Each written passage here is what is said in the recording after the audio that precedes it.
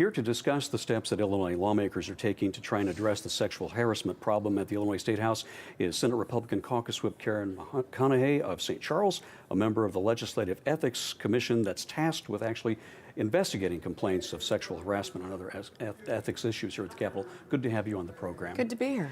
How pervasive is the problem here at the State House, and why has it taken so long for the General Assembly to get serious about it? Well, I think there's two questions there. The first one is, I think you would be hard-pressed to find a woman in this building who wouldn't tell you that they've either been victimized by sexual harassment or know someone in this building who has.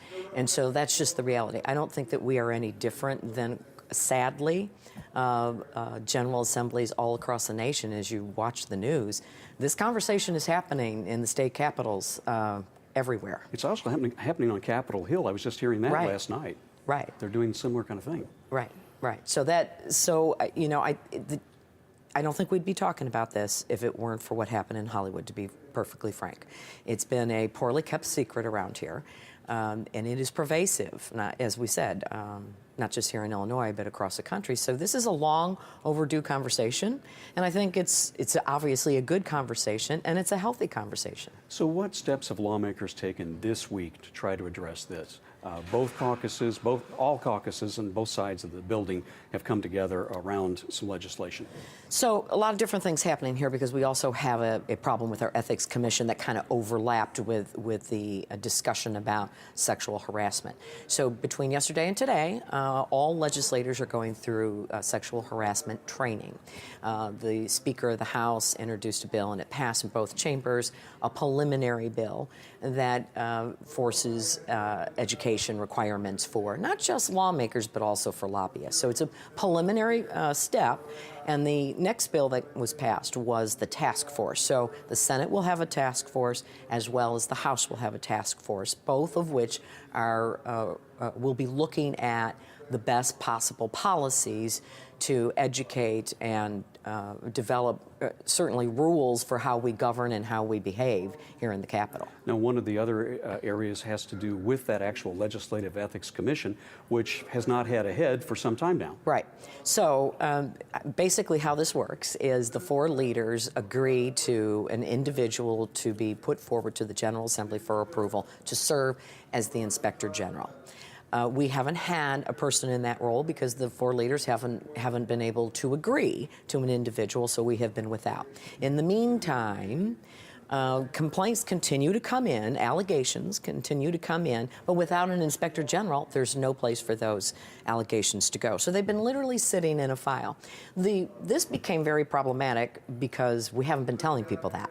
That's been kind of kept in secret, so to speak.